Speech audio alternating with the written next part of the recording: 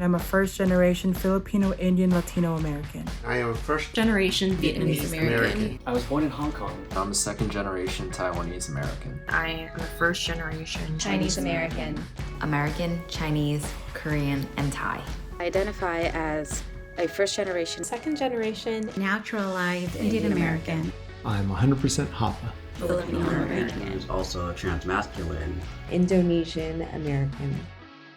My mother is from Japan. She immigrated to America in the 1960s. My parents they're immigrants. My father was born in Cambodia during the reign of the Khmer Rouge. He is a Cambodian genocide survivor. Both of my parents risked their lives to escape the Vietnam War.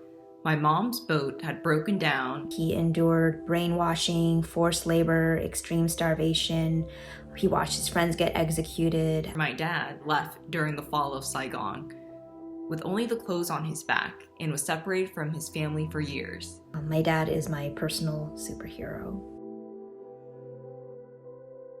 Both of my grandfathers served in the 442nd Regiment. During World War II, my grandparents were put into concentration camps. They were stripped of their belongings, of their business, of their livelihood. It was all based on how they looked, not on anything they ever did. They fought for and served a country that didn't see them or their families as Americans.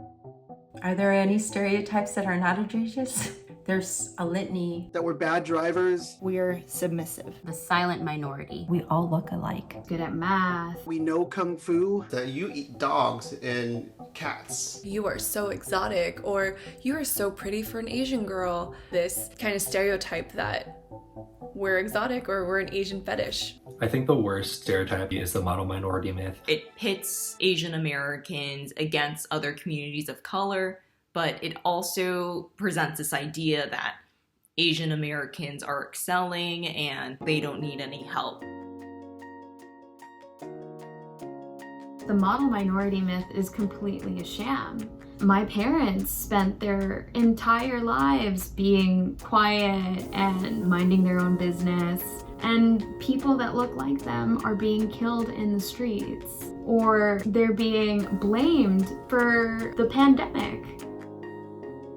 Last year, my son came home from school and he said, "Mommy, a kid said that I have coronavirus because I'm Chinese." These are 5-year-olds. To see how this has escalated from racist to violent acts against the AAPI community, it's heartbreaking. I tell my kids to always be alert.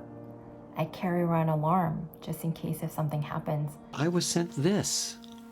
This is a self-defense baton. Every time I turn on the news or read something on social media, I just hope it's not somebody that I know. I feel like I'm constantly living in fear.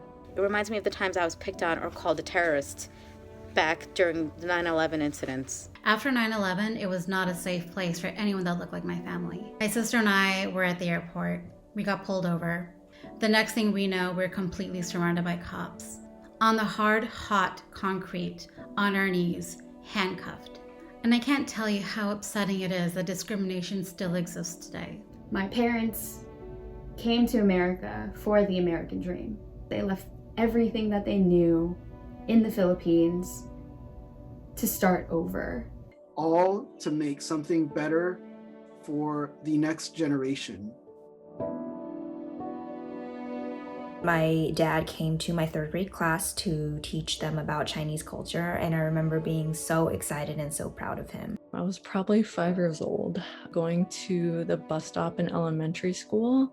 My mom was dropping me off. I thought that maybe if kids got a chance to eat the food that I had grown up eating, they would learn that it's actually really delicious and not make fun of me anymore. And the kids did the whole Chinese, Japanese, dirty knees, and I didn't realize they were talking about my mom. Suddenly, they started making fun of his accent, and I wasn't so proud anymore.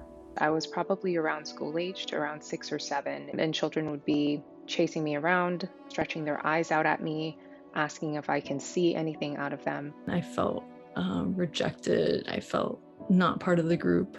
As a gay Asian man, the place that I've seen discrimination the most is definitely within the dating world. It was very common to see people write "no Asians" on their profile. I can sit here and tell you about my sob story and how hard it is being Asian, but at the end of the day, we need you to also speak up. We have to speak out.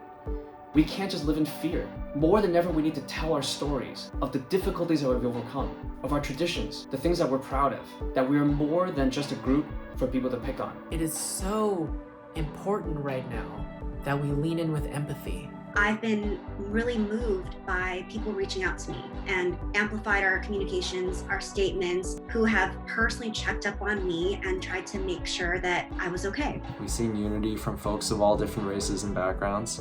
Asian Americans are not going to solve racism on their own. Just like Black Americans can't solve the racism on their own. Just like Latinx can't. Just like LGBTQ. Let's work together to honor each other's differences and fight for racial equality. The hate against our community can no longer be ignored, nor can it be tolerated.